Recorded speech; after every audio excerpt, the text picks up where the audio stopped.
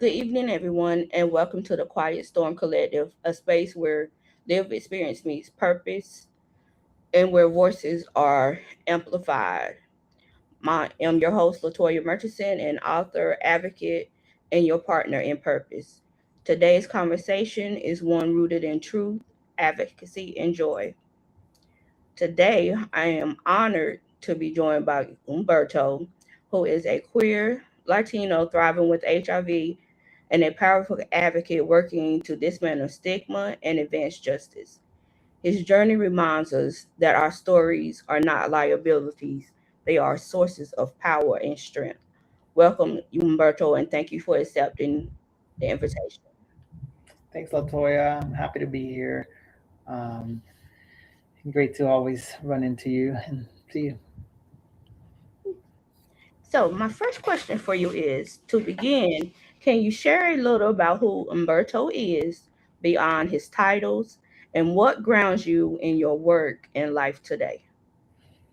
Absolutely. So Humberto is an immigrant who came to the U.S. when he was 8.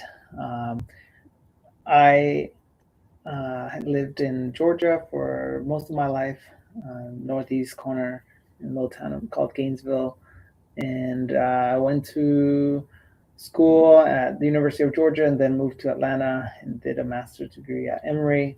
And outside of my work, I love to eat, explore new restaurants and places uh, that have great food. I'm really into really all kinds of cuisines. Love to hike, get outdoors, and picking up running again. I'm more of a cyclist, but I've embraced running, and I also enjoy gardening. I share a home with 2 kitties and my husband, and recently we've been getting into gardening. We've planted some herbs and plants to beautify the porch. So yeah, that's what grounds me is really spending time um, outdoors in nature and enjoy, be it nature or with community. You've been very open about thriving with HIV. What did it take for you to move from surviving to truly thriving, and how did reclaiming your narrative play a role in that journey? Um, Thank you for that question. I oftentimes think about my journey and think of all the people that um, inspired me to embrace my full authentic self, and it really has been a journey because when I was 19, I was diagnosed with HIV, and at the time, I was still just learning to embrace my queer identity, and then on top of that, I had to assimilate or figure out how to deal with HIV. And I have been lucky to have a support system from the start. I had a support group that I leaned on with people who had lived with HIV for 10 plus years. So that was a key um, part of my journey is having that group of people to lean on. And and then later um, realizing that to be an effective advocate for people living with HIV, I had to shred or get rid of all the internalized shame that I carried for years about my status. And I decided in 2021 that I would share my status publicly. And ever since then, I have really found myself thriving because I don't have that weight that years of carrying this shame really it weighed me down, and so I've been able to do work in the community more effectively, and by sharing my story, I feel that it really opens up dialogue, which is key to get any person or community member to hear what it is like living with HIV and how the HIV relationship changed and how they are. I think that kind of touched on it, but reclaiming my narrative, which was in 2021 when I decided that I was no longer going to live in the shadows or not be public. I really embraced my HIV status. I think I was really reclaiming my narrative. I was no longer going to let others define what people living with HIV look like. And I was able to redirect my journey. For the past 6 years, you've been deeply involved in efforts to dismantle HIV in Georgia. Why is decriminalization such a critical issue, and what do you wish more people understood about the real life impact of these laws? Right. HIV criminalization. It's a topic that a lot of people don't think about if they're not living with HIV. I think it's something that we, as people who have experienced stigma and living with HIV, know well.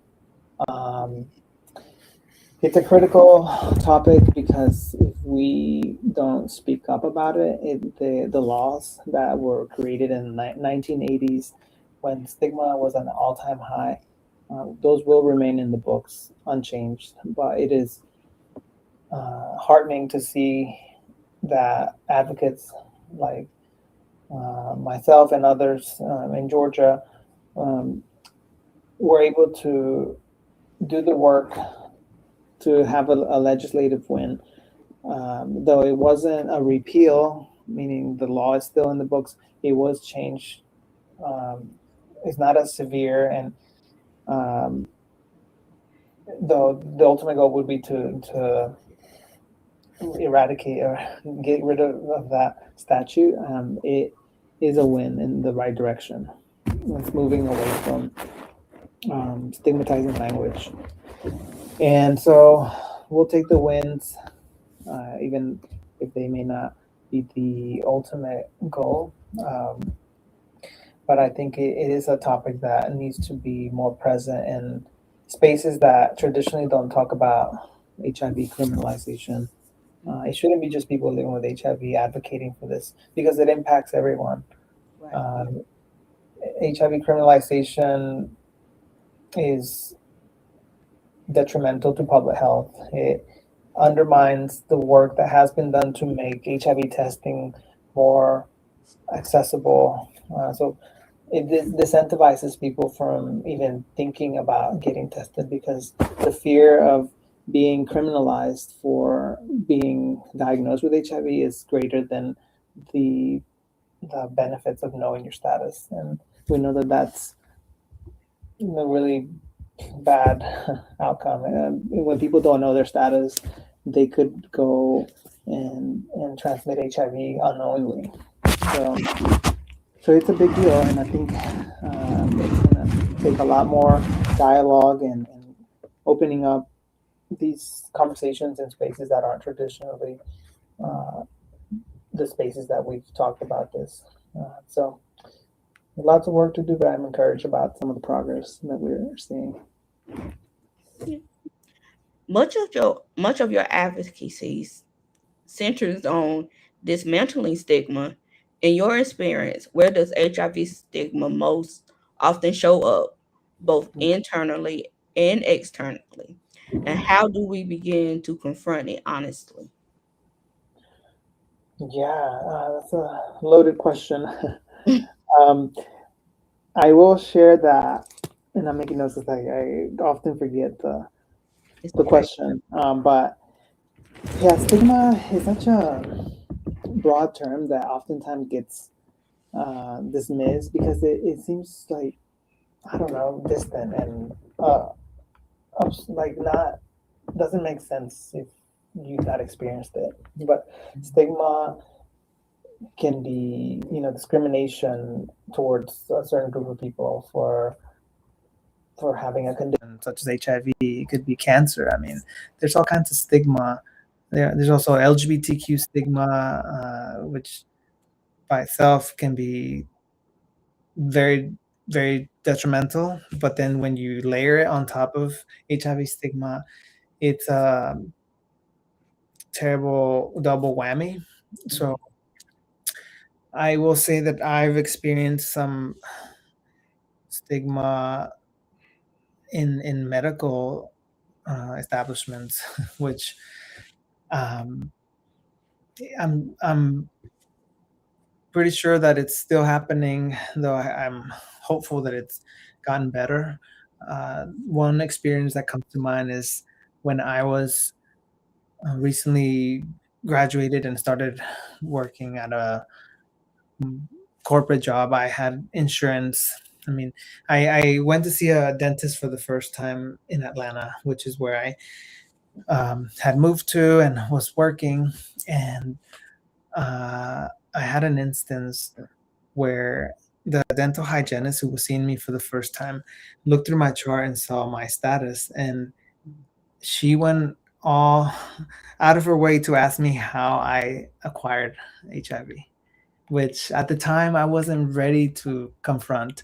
But if I could go back in time, I definitely would have chewed her out because that's nobody's business. Like, especially like there there's no reason for a medical provider to ask you that. Um, yeah, there's no excuse. So that is external, but then I guess internal, there's stigma that I like I alluded to earlier. I held on to for so long, this internalized negative attitude towards people living with HIV that I carried with me. Like all these things that you hear in society about people living with HIV, I internalized and I kept it with me for too long, and it really weighed me down. Um, so you start to believe all these things about people with HIV, and I mean, I'm sad to admit that when I was diagnosed in 2008, I thought that I was going to die. Like that was still pervasive misconception about HIV. But it's no surprise given I was raised in a rural, I mean, not super rural town in Georgia where sex ed was almost non-existent. The little sex ed we got was abstinence only. So I attribute it to that. And um, yeah, all that to say that all these stigmatizing beliefs that started in the 80s because HIV was seen as a gay disease have long-term effects, and it's the reason that we're still dealing with stigma. Some people today still believe that HIV is a gay disease. So yeah, it's I could go on and on about stories on stigma, but I don't want to make this longer than it needs to be. Appearance. As someone who works in health equality, how do you balance data, policy, and lived experience while staying community centered in your approach? Yeah, it is something to really keep in mind when in the work that I've done and currently do, which um, is health equity. Yes, it's centering the people who are most impacted. It really comes down to ensuring that the people whose lives are most impacted by HIV are the ones that need to be uh, at the center of conversations. Um, and those conversations could be about research studies or policy um, proposals, anything that is going to impact me as a person living with HIV, I I should um, be part of those conversations. But then, as someone living with HIV, I too have to ensure that the people that are missing in the room, that need to be in the room, are represented. If they're not able to be present, they should be engaged some other way. So, for example, we know Black women are mis what is I miss the word, but they're overrepresented in HIV diagnoses in the South. Yet they oftentimes are not present at conversations around policy proposals that may impact them. So as someone who is in those circles, I need to remind the people that are there that Black women need to be in the room, and I too can take the initiative to go talk to Black women and gather their feedback if they cannot be part of that conversation, and or uh, be that bridge that relays the information.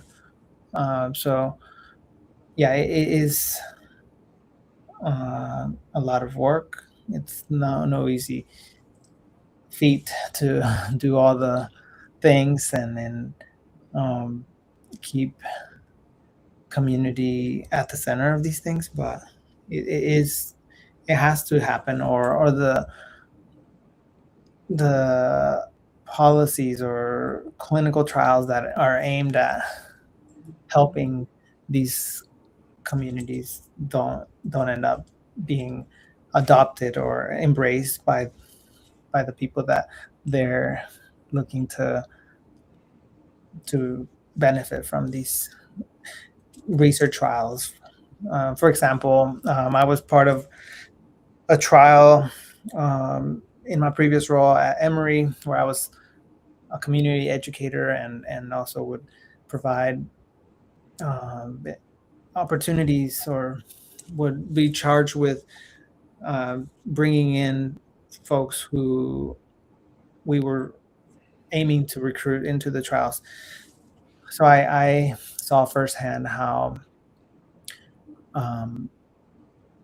how important it is to have community buy-in when you come into a space that has historically been neglected or not taken into account from the beginning. I saw how vastly different the experience was, or how the perception changed when I went in there with a team of other educators who looked like me, and the women we were um, talking to, how that automatically like changed the way they engaged with us. So it was a good experience. Not to say it was a perfect rollout, but I noticed how it was not as challenging to recruit for this trial, given that we did our homework and built those relationships before we went out there and presented a research trial on HIV that was successful in enrolling the women we were looking to enroll in the study. You serve as communication lead at Team Up NC, working towards political change in North Carolina. How do you see the intersection of HIV, advocacy, health equality, and political power?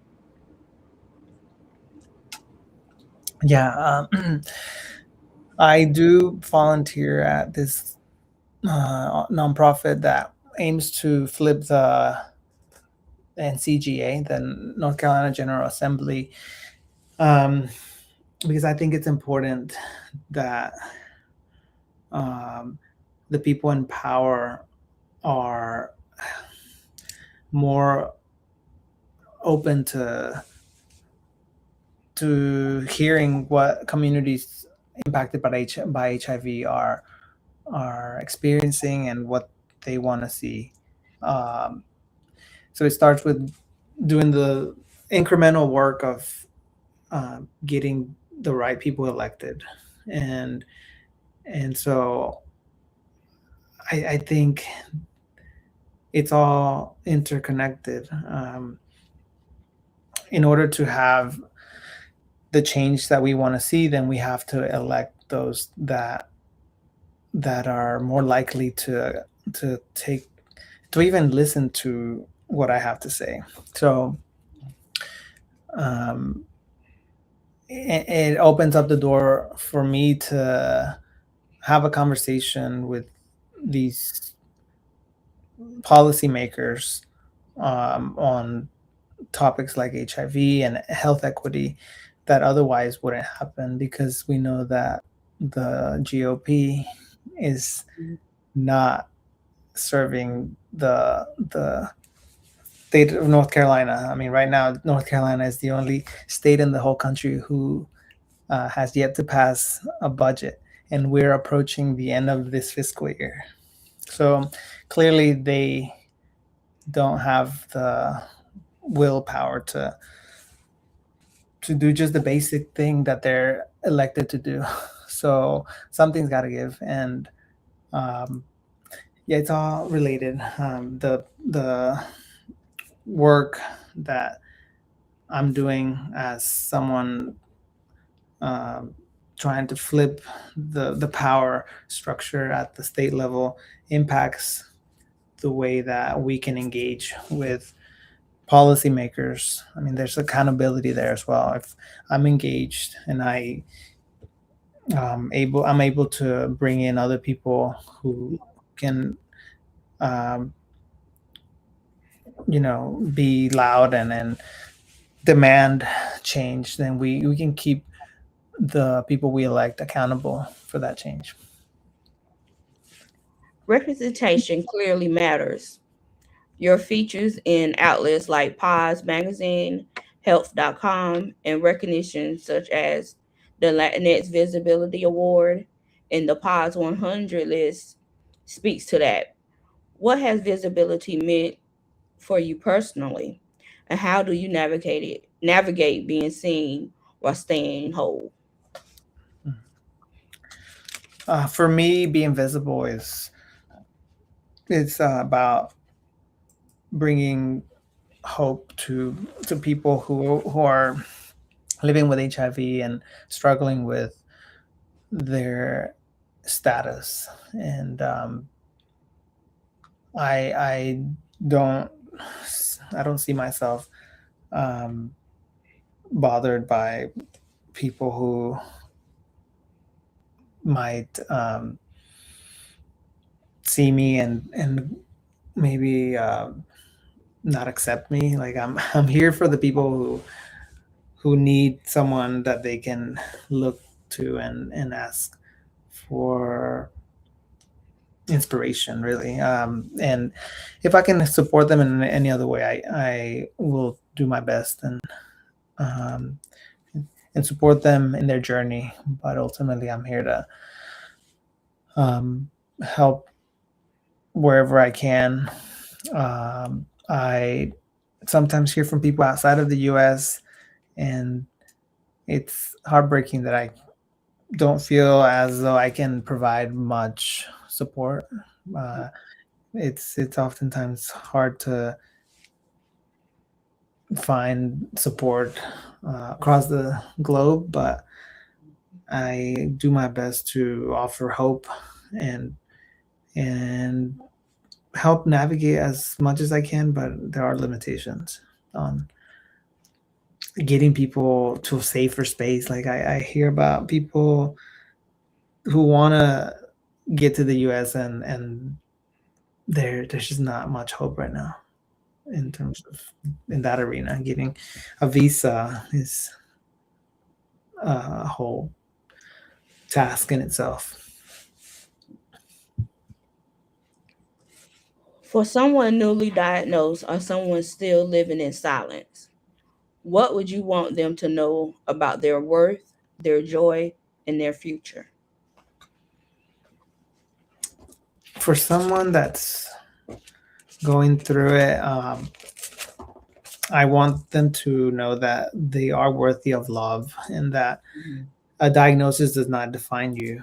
Um, for Joy, I think it's a good reminder for ourselves to remember that joy can be revolutionary in various ways.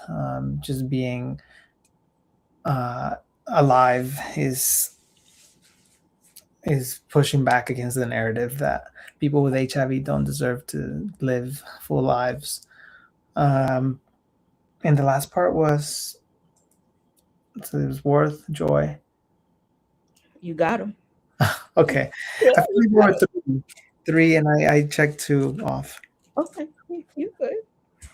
Um, Finally, what does liberation look like for you right now, for yourself and for your community you serve? Yeah, liberation. For me, it looks like living my life without any worries about being invisible or invisibilized by others. Um, it looks like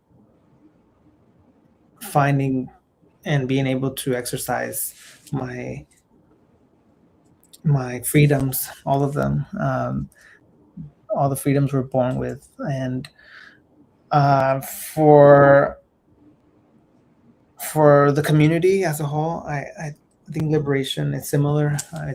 It's looking at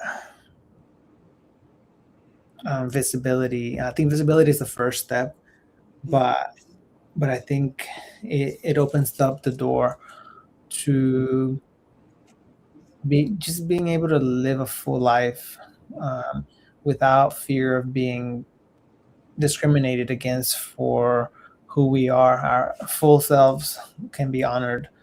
Um, that's liberation for my community.